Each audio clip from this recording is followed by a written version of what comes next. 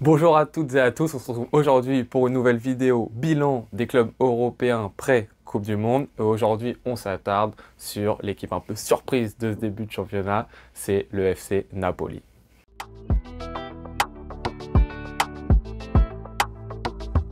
Aujourd'hui, le FC Napoli est leader de Serie A avec 8 points d'avance et a été premier de son groupe en Ligue des Champions alors que le groupe n'était pas si simple. Pourtant, au début de saison, on n'était pas vraiment parti sur ce genre de début de championnat pour le FC Napoli qui avait perdu des éléments très importants du club. Des éléments comme Insigne, Mertens, Koulibaly ou encore Fabian Ruiz, voilà, qui sont des joueurs qui sont vraiment très importants et des éléments qui sont difficiles à remplacer. Mais surprise du côté du Napoli, voilà, on a eu des remplaçants et on a acheté de nouveaux joueurs qui ont été performants tout de suite. Et on parle notamment de Ndombele, de Kvaratskhelia qu'on va appeler Kvara pour la vidéo pour que ça soit plus simple, de Kim en défenseur central et d'Anguissa qu'on connaît très bien de par son passage à l'OM. Des joueurs qui ont tout de suite su être performants dans ce 11, un 11 qu'on va voir tout de suite qui est en majorité dans un dispositif, dans un 4-3-3. Un 4-3-3 donc qui va s'animer de différentes manières, mais qui a quand même des particularités précises. À savoir qu'on a une défense centrale très solide, Kim, Rrahmani, voilà. Sur les côtés, on a des ailiers qui sont très performants, aussi bien offensivement que défensivement. On parle de Rui et de Di Lorenzo. Et au milieu de terrain, on a trois joueurs qui ont des profils différents, mais qui sont très intéressants. On a Lobotka, qui est vraiment un joueur qui est milieu défensif, qui va aider ses deux centraux, voilà, qui est un peu la pièce défensive de ce milieu de terrain-là. À sa droite, on a Anguissa, qui est typiquement le joueur box-to-box, le joueur physique, voilà, qui n'hésite pas à partir de loin pour arriver dans la surface adverse, de par son physique, de par sa force, mais qui s'est aussi très amélioré sur sa technique, ce qui n'était pas vraiment le cas avant. Et à gauche, on a Zielinski qui est un peu le passeur, le joueur technique de ce milieu de terrain, toute raison et comparaison gardée, un peu le De Bruyne de cette équipe-là. Et ensuite, on a en attaque, on a deux ailiers qui sont très écartés, donc pour ouvrir de l'espace et permettre justement aux deux milieux Anguissa et Zielinski de se faufiler dans le demi-espace.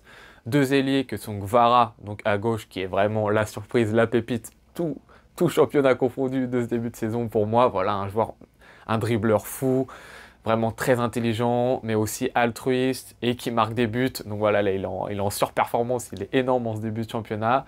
Et à sa droite, Lozano, qui est un joueur, voilà, un peu moins fort, un peu moins brillant, on va dire, dans les buts et dans les passes que Kvara, mais qui est aussi un joueur très important dans le système. Et enfin, on pointe Osimhen, qu'on connaît de par son passage à Lille, qui a fait que s'améliorer depuis, voilà, qui est encore plus clinique devant le but, qui est un joueur physique, ultra rapide, grand et bon de la tête. Donc voilà un peu comment marche ce dispositif du FC Napoli. En plus de ce dispositif qui est hyper bien huilé, l'une des grosses forces du Napoli, c'est qu'ils n'ont pas une caractéristique de jeu spécifique. Il peut y avoir des équipes qui sont vraiment des équipes de possession, on va penser à Manchester City, il y a des équipes qui sont super bonnes en transition, mais Napoli, leur force un peu, c'est qu'ils n'ont pas une patte définie. Quand il faut avoir la possession, ils ont la possession. Quand il faut jouer en transition, ils jouent en transition. Quand il faut jouer défensif parce qu'il faut se replier, ils le jouent.